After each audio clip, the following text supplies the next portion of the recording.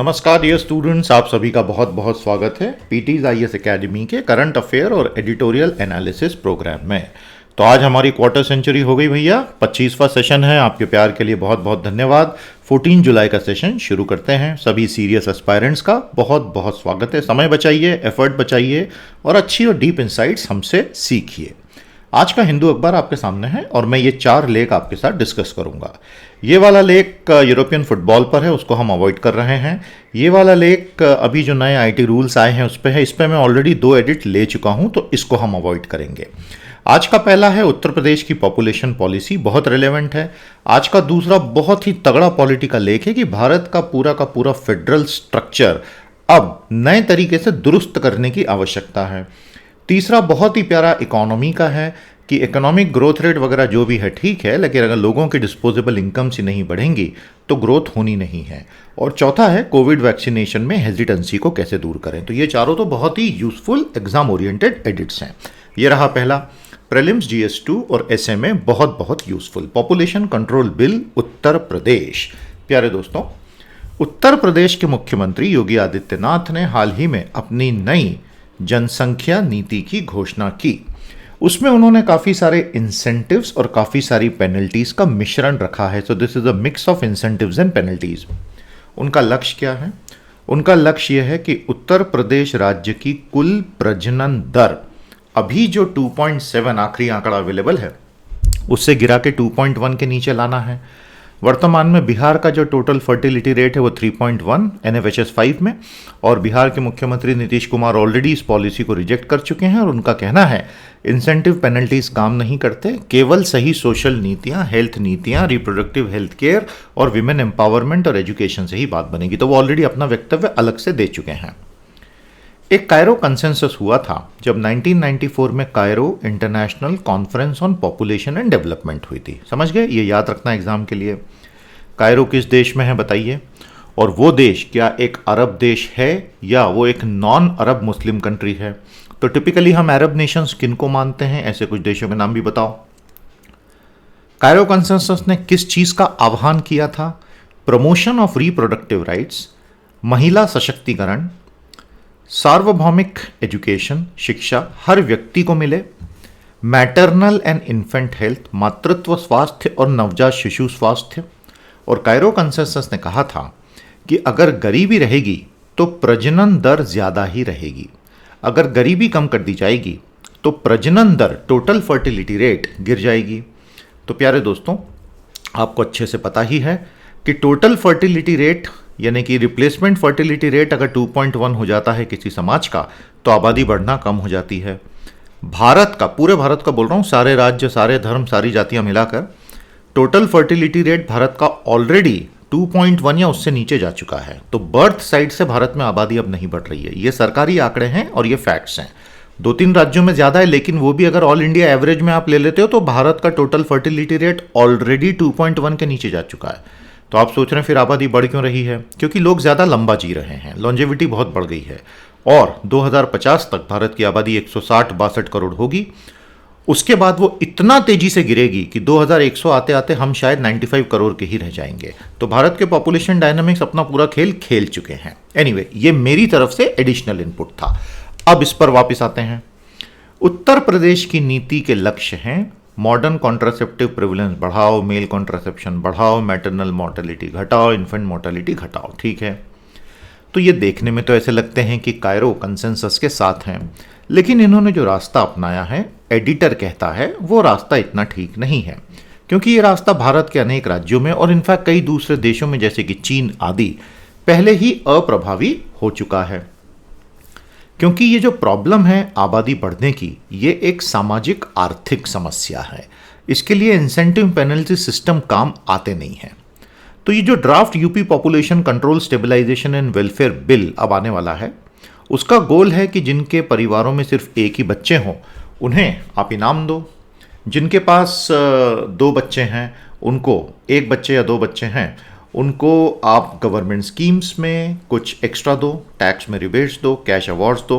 और अगर 2 से ज़्यादा हैं आपकी सरकारी अनुवृत्तियां खत्म हो जाएंगी, आप सरकारी नौकरियों के लिए अप्लाई नहीं कर सकते और आप स्थानीय चुनावों में खड़े नहीं हो सकते। सरकारी नौकरियां तो वैसे ही मिल नहीं रही है लोगों को, इतना पेंडिंग बैकलॉग सालों का चल रहा है।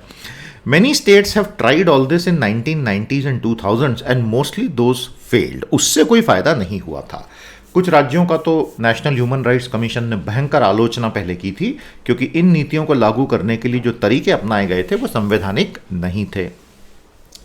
हरियाणा ने स्थानीय जितने भी चुनाव होते हैं पंचायतों के, उसमें 2 बच्चों से ज़्यादा अगर आपके हैं तो आप चुनाव नहीं लड़ सकते, ऐसा नियम बना दिया था। सुप्रीम कोर्ट ने उस नियम को ठीक भी बताया था।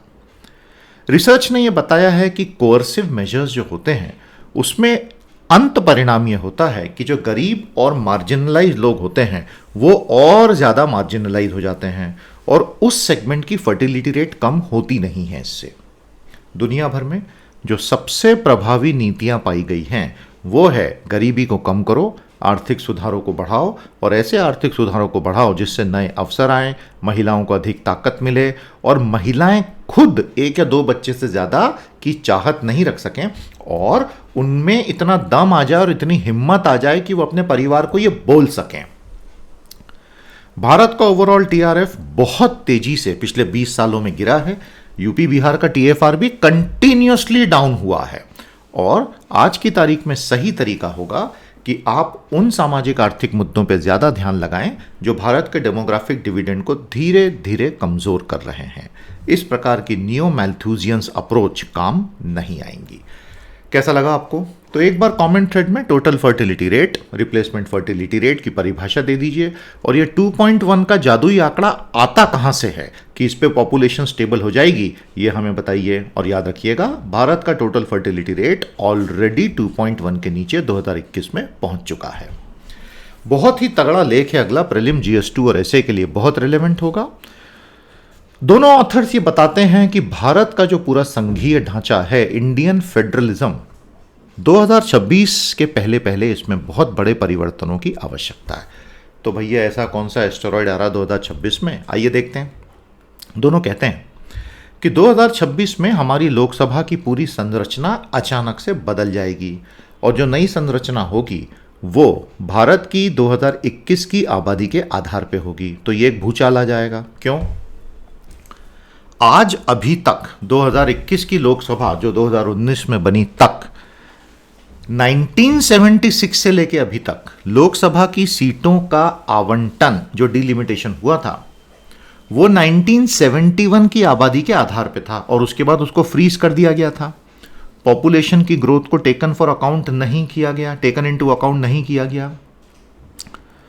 तब की सरकार ने, इंदिरा गांधी की सरकार ने जो तर्क दिया था वो ये था, सभी राज्यों में आबादी की बढ़ने की दर इतनी अलग अलग है कि हमने अगर ये अलाउ किया तो बहुत सारे राज्य जो बहुत अच्छा कर रहे हैं फर्टिलिटी कम करने में, दक्षिण के बहुत सारे राज्य जैसे पश्चिम के कुछ राज्य, उनके साथ अन्याय हो जाएगा। तो भारत के जो विकसित राज्य थे उन्होंने सही नीतियां अपना के अपनी टोटल फर्टिलिटी रेट बहुत तेजी से गिरा दी। तो आज तो 2-2 हो गए भैया पॉपुलेशन पे, और जो गरीब राज्य रहे वो एक्सपैंड होते गए, वहां फैमिली प्लानिंग वो सफलतापूर्वक कर नहीं पाए, और इसीलिए 1976 में इसके ऊपर पूरा फ्रीज लगा दिया गया कि लोकसभा की सीटें फिक्स है, और इसको अब 2026 में फिर से देखा जाएगा। समझ में आया आपको? 2026 के बाद ये पूरा बैलेंस नष्ट हो जाएगा, क्योंकि बिहार, उत्तर प्रदेश, ये राज्यों का लोकसभा में प्रतिनिधित्व इतना भयंकर बढ़ जाएगा कि जो अमीर और समृद्ध राज्य हैं उनकी पॉलिटिकल ताकत रातों रात आधी रह जाएगी। तो वहां तो बहुत गुस्सा फैलेगा, और भारतीय संघ के लिए यह अच्छी बात नहीं है।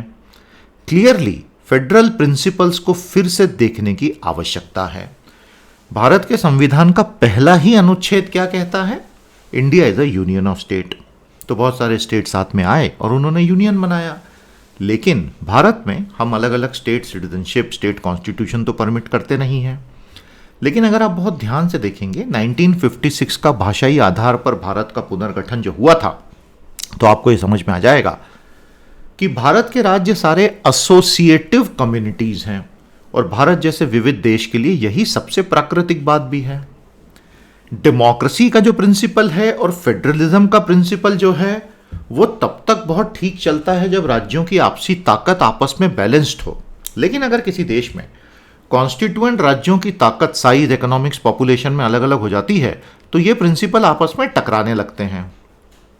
किसी भी लोकतंत्र में सारे नागरिक एक बराबर होते हैं, सबको सरकार में बराबर प्रतिनिधित्व मिलना चाहिए। तो उस लॉजिक से तो यूपी बिहार को 2026 की लोकसभा के बाद से बहुत सीटें मिल जानी चाहिए। लेकिन ऐसा होगा तो बाकी के राज्य तो बेचारे बोलेंगे कि हमने क्या पाप किया था भाई। तो इस वजह से बिगर स्टेट्स का डोमिनेशन अगर आने लगा तो स्मॉलर धीरे धीरे अपना पॉलिटिकल रेलेवेंस ही खो देंगे। और ये एक इतना बड़ा डर होता है कि इसमें संघ टूट जाएगा कि कई देशों ने जब उन्होंने खुद को बनाया था ऐसे मैकेनिज्म्स लाए कि छोटे राज्यों के मन से ये डर हमेशा के लिए खत्म हो जाए। जब अमेरिका बना, हम 1770s पे चले गए हैं, तो वहां के जो छोटे छोटे राज्य जुड़े थे वो कभी भी नहीं जुड़ते। लेकिन संविधान बनाने वालों ने, अमेरिका का, यूएसए का, उन्होंने 4 प्रोटेक्शन दिए। पहला, फेडरल पावर्स को बहुत कट कर दिया, मतलब वॉशिंगटन की पावर कम हो गई। हर राज्य को सेनेट, वहां की राज्यसभा में कंपल्सरीली 2-2 सीटें तो दे ही दी। जो प्रेसिडेंट होता है वो इलेक्टोरल कॉलेज से चुना जाता है, पॉपुलर वोट से नहीं। अरे भाई, जॉर्ज बुश जूनियर 2001 और डोनाल्ड ट्रंप 2016 पॉपुलर वोट तो हार ही गए थे, उनको तो इलेक्टोरल कॉलेज के वोट ज़्यादा मिले जिस पे से वो जीत गए। और उस समय जिन राज्यों में स्लेव ओनिंग पॉपुलेशंस थी उनको स्लेव्स को काउंट करने की एज 3/5 ह्यूमन बीइंग परमिशन दी गई थी। अमेरिका ने फाइनली स्लेवरी तो खैर खत्म कर दी और धीरे धीरे फेडरल इंटरवेंशन बढ़ना शुरू हो गया। लेकिन अल्टीमेटली वहां के छोटे राज्यों के पास ताकत है। लेकिन एक बहुत बड़ी दिक्कत क्या हो गई कि बहुत ही छोटा राज्य अगर 2 सीटें लेके इलेक्टोरल कॉलेज में बैठता है, सेनेट में बैठता है, तो वो क्या करता है, ऐसा कोई भी कानून जो उसके हितों के खिलाफ है उसको वो रुकवा देता है। तो इसको कहते हैं एक्सेसिव फेडरलिज्म और फिलिबस्टरिंग ऑफ लेजिस्लेशन। जो बाइडेन जो प्रेसिडेंट हैं वो इस ताकत को धीरे धीरे खत्म करने की कोशिश कर रहे हैं, क्योंकि जो छोटे छोटे राज्य अमेरिका के जो ग्रामीण हैं, ज़्यादातर पॉपुलेशन कम है और गोरी चमड़ी के लोग ज़्यादा रहते हैं, वो चाहते हैं कि कुछ बदले ही नहीं। तो ऐसे लोगों की इस पावर को जो बाइडेन कम करने की कोशिश कर रहे हैं। तो मतलब एक फेडरलिज्म में भी जहां कोशिश की गई कि छोटे राज्यों को बचाओ, वहां भी छोटे राज्यों का बिहेवियर बाद में बदल गया। स्विट्जरलैंड और बेल्जियम ने आपसी रिकंसिलिएशन के थोड़े कम एक्सट्रीम फॉर्म्स यूज किए और अच्छा चल रहा है। भारत का क्वाजाई फेडरल स्ट्रक्चर यानी कि अर्ध संघीय ढांचा सुई जनरिस है। सुई जनरिस का मतलब होता है विशिष्ट, दुनिया में ऐसा कहीं नहीं है।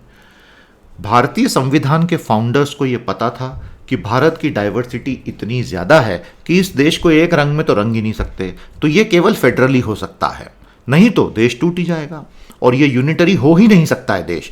लेकिन उस वक्त यह बहुत डर था कि बहुत सारे राजे रजवाड़े जिनको जबरदस्ती लाया गया था फेडरेशन में, वो फेडरेशन तोड़ के भाग जाएंगे और इसीलिए दिल्ली को थोड़ी ज्यादा ताकत दी गई थी। लेकिन अब हम उस स्टेज के बहुत आगे आ गए हैं और भारत का कोई भी राज्य भारत छोड़ के जाना नहीं चाहता है। छोटे छोटे नए राज्य क्रिएट हुए, लोग बहुत खुश हैं। तो यहां से आगे हमारा रास्ता क्या होगा? 1 2 3 4। पहला, राज्यों की ताकत सेंटर के वीजावी यानी सापेक्ष, जो कि 3 लिस्टों में होती है, central list, state list, concurrent list, और स्टेट की बॉर्डर को चेंज करने वाले सारे प्रावधान, इनमें परिवर्तन बहुत जरूरी है।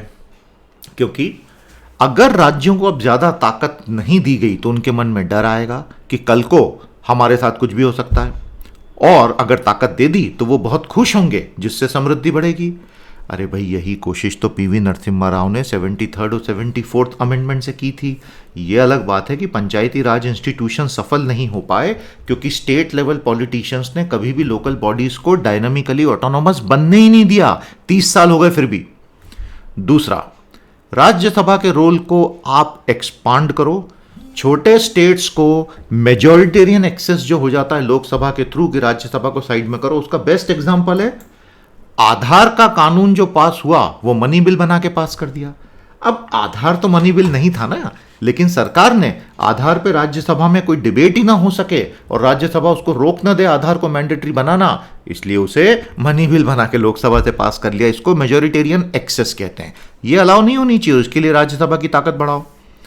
Financial distribution between centre and states के जो सारे फॉर्मूले चल रहे हैं उसमें कोई भी परिवर्तन के लिए सभी राज्यों की सहमति आवश्यक करो।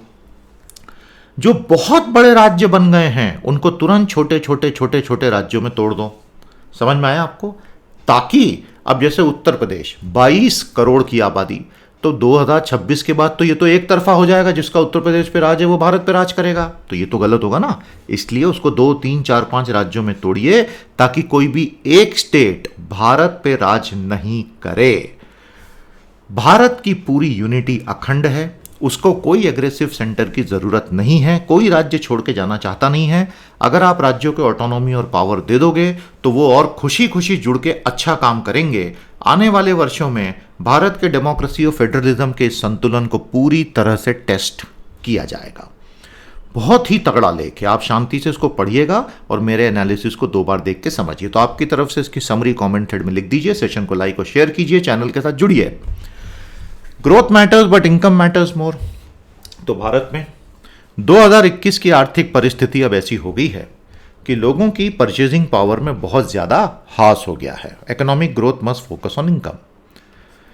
एनएसओ के डेटा ने बताया कि 2020-21 की राष्ट्रीय आय के आंकड़े जो आए थे 31 मई को जारी हुआ था, एग्रीकल्चर ने अच्छा किया, मैन्युफैक्चरिंग काफ़ी सबड्यूड है और बहुत सारे ऐसे सेक्टर जहां पे लो स्किल्ड करोड़ों जॉब्स हैं वो सारे कॉन्ट्रैक्ट हो गए, trade, construction, mining. GDP constant prices पे Q4 का 1.6% से बढ़ा, उसके पिछले क्वार्टर में 0.5% से। What about the next years growth now? अगर आपको ग्रोथ प्रोस्पेक्ट समझने हैं तो जो सबसे सही संदर्भ होगा वो होगा नौकरी का परिदृश्य। The right contextualization of the growth debate happens in the context of employment scene. Centre for monitoring Indian economy ने, प्राइवेट कंपनी है, मई 2021 में बताया कि भारत का श्रम बल भागीदारी दर 40% था, जो अप्रैल के बराबर था। तो अप्रैल से मई में एलएफपीआर सेम रहा, लेकिन अनएम्प्लॉयमेंट रेट 8% से बढ़ के 11.9% हो गया। तो जहां आपका labour force participation rate same रहा, उसी सेम में अनएम्प्लॉयमेंट रेट बढ़ रहा है। समझ में आ रहा है आपको? इसका मतलब बहुत तेजी से नौकरियों में गिरावट आती चली जा रही है। मई में 1,50,00,000 नौकरियां समाप्त हो गई और ये नवंबर 2016 के नोटबंदी वाले महीने में हुए 1,23,00,000 से भी ज्यादा का विनाश है। जनवरी 2021 से अभी तक भारत में 2,53,00,000 नौकरियां खत्म हो चुकी हैं, जिनमें से 2,27,00,000 नौकरियां अप्रैल और मई में ही खत्म हुई और उसमें से 1,72,00,000 लोग दिहाड़ी मजदूरी का काम करने वाले थे। बहुत साफ है, सेकंड कोविड वेव ने हमारी रिकवरी की पूरी तरह से पटरी से गाड़ी उतार दी है और हमारे देश की श्रम बल की इनफॉर्मेलिटी और वल्नरेबिलिटी को एक्सपोज कर दिया कि जरा सा झटका लगा कि नौकरी गई। फॉर्मल सेक्टर में इतनी नौकरियां नहीं गई क्योंकि वहां कंपनियों के पास पैसा होता है और वो कुछ समय तक आपको पे कर सकती हैं, भले ही आप काम नहीं कर रहे हो। इनफॉर्मल में तो कोई चांस ही नहीं है। जितने भी इकोनॉमिस्ट हैं वो ये बता चुके हैं कि अगर नौकरी के बाजार में नौकरियां होंगी तो इकोनॉमी में जो एग्रीगेट डिमांड है, और एग्रीगेट डिमांड ही अल्टीमेटली आपका जीडीपी होता है, वो इसके बीच की जो लिंक होती है वो होती है वर्कर की डिस्पोजेबल इनकम, और दोनों पॉजिटिवली कोरिलेटेड है। अगर नौकरी है और डिस्पोजेबल इनकम है तो जीडीपी की ग्रोथ है। आगे समझ में? तो उस हिसाब से तो 2021-22 का जीडीपी इतना बढ़ने वाला है ही नहीं। उसका सबूत है फिक्की का बिजनेस कॉन्फिडेंस इंडेक्स, जो लगातार गिरता जा रहा है। तो बिजनेसेस का कॉन्फिडेंस क्यों टूट रहा है? क्योंकि भारत के जो 25 करोड़ हाउस होल्ड्स हैं उनकी इनकम का लॉस हुआ है, सेविंग्स खत्म हो गई, तो डिमांड आएगी कहां से? प्रोडक्ट्स के लिए। तो लोग ज्यादा खरीदारी नहीं कर रहे हैं, और अगर कर रहे हैं तो असेंशियल गुड्स में ही कर रहे हैं, और असेंशियल गुड्स में भी महंगी ब्रांड्स की बजाय एकदम सस्ते ब्रांड पे चले गए। दुर्भाग्यवश 5 से 6 महीने एक बिल्कुल मडल्ड वैक्सीनेशन पॉलिसी में बर्बाद हो गए, और उसके बाद भी कई जगह लॉकडाउन चल रहे हैं और अभी भी एकदम से वैक्सीनेशन का रेट गिर गया है। तो बिजनेसेस को कॉन्फिडेंस नहीं आ रहा है। परचेजिंग मैनेजर इंडेक्स जो मैन्युफैक्चरिंग का है वो 10 महीने के लोएस्ट लेवल पर आ गया है। तो फर्म्स के पूरे एक्सपेक्टेशंस खराब हैं इस साल के। भारत की ग्रोथ तब बढ़ती है जब जीडीपी का सबसे बड़ा कंपोनेंट पर्सनल कंजम्पशन डिमांड बढ़ता है। आज क्या हुआ है? भारत के एक्सपोर्ट अचानक से बढ़ गए। क्यों बढ़े? क्योंकि विदेशों में कोविड पे थोड़ा बहुत कंट्रोल आ गया है, वहां की इकोनॉमी तो ओपन हो गई, वहां स्टिमुलस दे दिया सेंट्रल बैंक्स ने, तो विदेशों से भारतीय माल की मांग बढ़ गई तो आपके एक्सपोर्ट बढ़ गए, लेकिन लोकल इकोनॉमी में नहीं हो रहा है। तो आज सरकार का सारा लक्ष्य होना चाहिए स्थानीय इकोनॉमी में डिमांड जनरेशन, लेकिन सरकार ने इस लक्ष्य को त्याग दिया है। सरकार फोकस कर रही है क्रेडिट सस्ते में ले लो, supply side measure, guaranteed loan की लाइंस क्रिएट कर दी है, लेकिन गरीब वर्गों तक सीधे सीधे मदद जाए इसके इनिशिएटिव काफी कम हैं। इनिशिएटिव हैं तो सही, लेकिन जितने चाहिए उतने नहीं हैं। तो ग्रोथ क्यों नहीं बढ़ेगी? 3 कारण दिए हैं इन्होंने। पहला, सारे पॉलिसी मेजर सप्लाई साइड हैं, डिमांड साइड के नहीं हैं, तो डिमांड बूस्ट होगा कैसे? ज्यादातर मेजर्स मीडियम टर्म के हैं जो 2 से 3 साल में असर दिखाएंगे। हमको 2 से 3 हफ्ते में असर दिखाने वाले मेजर चाहिए। और ये जो क्रेडिट बैकस्टॉप्स की नई नई पॉलिसीज आ रही हैं, वो डिमांड को तब तक नहीं बढ़ाएगी जब तक बड़ी बड़ी कंपनियां बड़ा बड़ा क्रेडिट लेके नई नई फैक्ट्रियां नहीं लगाती। तब तक वो कहने की बातें हैं। और आज हमारी राजकोषीय नीति बहुत ही टाइट फिस्टेड है, जबकि हमको तो यूनिवर्सल इनकम के बारे में सोचना चाहिए, नहीं तो डिमांड बढ़ेगी ही नहीं। तो आज ग्रोथ रेट वगैरह ठीक है, लेकिन अगर हाउस होल्ड इनकम्स नहीं बढ़ी तो दिक्कत हो जाएगी। यह है पूरी समरी। भारत का ओवरऑल जीडीपी का ग्रोथ ट्रेंड 2016 से कंटिन्यूसली गिरता जा रहा है। और बहुत ही आश्चर्य की बात है कि पैरेलल में बांग्लादेश ने बिल्कुल स्टेडी ग्रोथ दिखाई है इतने सालों में। तो अब ये 5 साल लंबी कहानी बन गई है, इसको अब बदलना बहुत जरूरी हो गया है। आ गया समझ में? तो इसमें आपको क्या 1 या 2 लाइन में समझ में आया हमको बताओ। सारी प्लेलिस्ट अच्छे से देख लेना भाई, आप ही के लिए बन रही हैं। बहुत प्यारे प्यारे हमारे सब्सक्रिप्शन कोर्सेस हैं, बहुत हाई लेवल की प्रोफेशनल लर्निंग इसमें आपको मिलेगी। आप यूट्यूब पे ज्वाइन करके 1 महीना ट्राई कर सकते हैं। इसी वीडियो के नीचे एक ज्वाइन का बटन भी दिख रहा है, आप चाहें तो हमारी साइट पर भी आ सकते हैं। Most welcome. आज का चौथा और अंतिम हमारा एडिट है how to end vaccine hesitancy, और ये प्रीलिम GS 2-3 और ऐसे के लिए बहुत यूजफुल होगा। आज से कुछ सालों पहले भारत में फैमिली प्लानिंग हमारे हेल्थ सिस्टम का मेन लक्ष्य होता था, और हेल्थ वर्कर्स को उसके टारगेट देते थे कि भैया इतना टारगेट पूरा करके लाओ। तो ग्रास रूट के लोग फिर टारगेट चेजिंग करते थे, जिससे क्या होता था कि ग्रामीण क्षेत्रों के लोगों पे बहुत दबाव बनता था, लोगों का भरोसा सिस्टम पे से, पब्लिक हेल्थ सिस्टम पे से टूट जाता था। तो वो अपनी रूटीन बीमारियों के लिए भी पब्लिक हेल्थ सिस्टम को अवॉइड करते थे, जो घातक हो जाता था। तो इससे क्या लर्निंग है? किसी भी बड़े सार्वजनिक स्वास्थ्य प्रकल्प में, सिस्टम में सबसे बड़ी चीज होती है ट्रस्ट। लोगों को अगर ट्रस्ट है कि हमारा नुकसान नहीं करेंगे तो लोग आगे बढ़ बढ़ के आएंगे।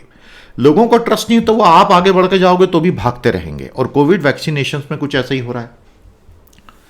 दुर्भाग्यवश कई दशकों से भारत के जो पॉलिसी मेकर्स हैं, इन्हें सरकारें और हमारे नेता, उनकी एक सोच कॉमन रही है कि अगर आपने सारी इनपुट्स यानी निविष्टियां या आदान बढ़ा दिए तो अपने आप सारे प्रॉब्लम सॉल्व हो जाएंगे, रिसोर्स, मैन पावर, पॉलिसी। लेकिन इनपुट आप कितना भी दो, आउटपुट की क्वालिटी इस पर डिपेंड करती है कि वो इनपुट का ट्रांसफॉर्मेशन कैसे होता है लोगों के ऊपर। ये स्टेज सबसे इंपॉर्टेंट होती है। उसके ऊपर हम जो है नजर हटा चुके हैं। कम्युनिटी सेंसिटाइजेशन रह जाता है, यानी हर समुदाय को किसी पब्लिक हेल्थ इनिशिएटिव के प्रति संवेदनशील बनाना, ये हमसे हो नहीं पा रहा है। तो बहुत अच्छे टारगेट्स भी जिसमें नीयत साफ थी, उसको चेस करने के लिए फिर आप डंडा मार अप्रोच लगाते हो तो लोग और भागने लगते हैं।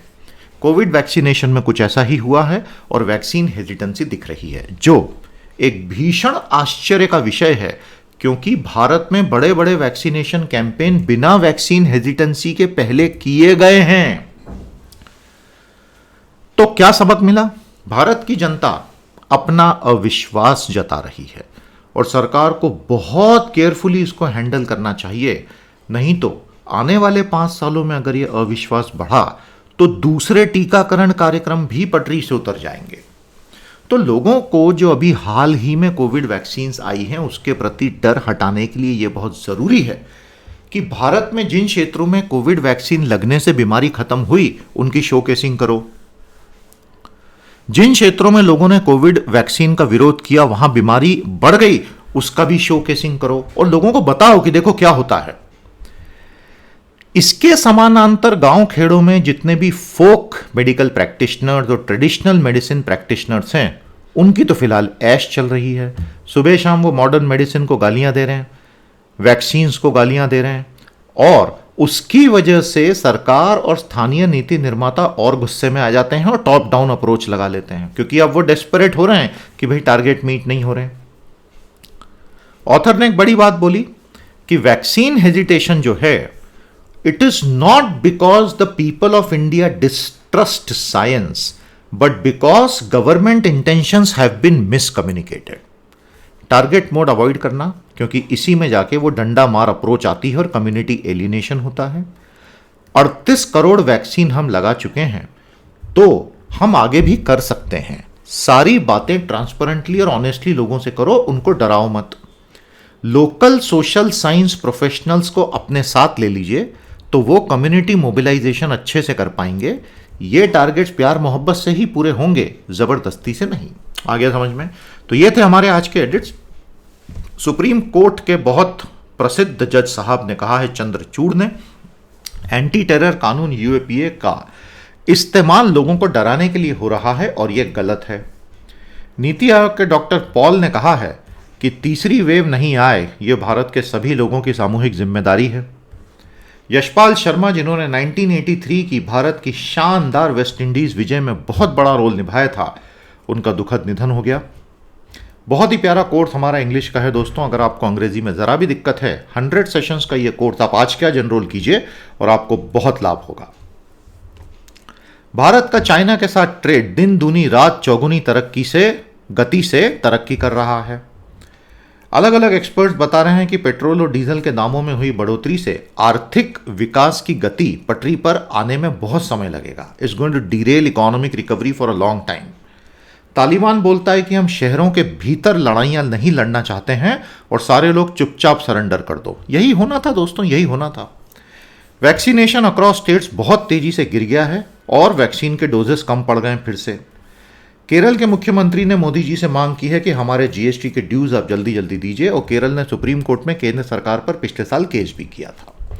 आई होप आपको सेशन अच्छा लगा, तो समराइज कीजिए, लाइक कीजिए, शेयर कीजिए और कल के अद्भुत सेशन का इंतजार कीजिए। आज के लिए मेरी तरफ से इतना ही। नमस्कार, जय हिंद।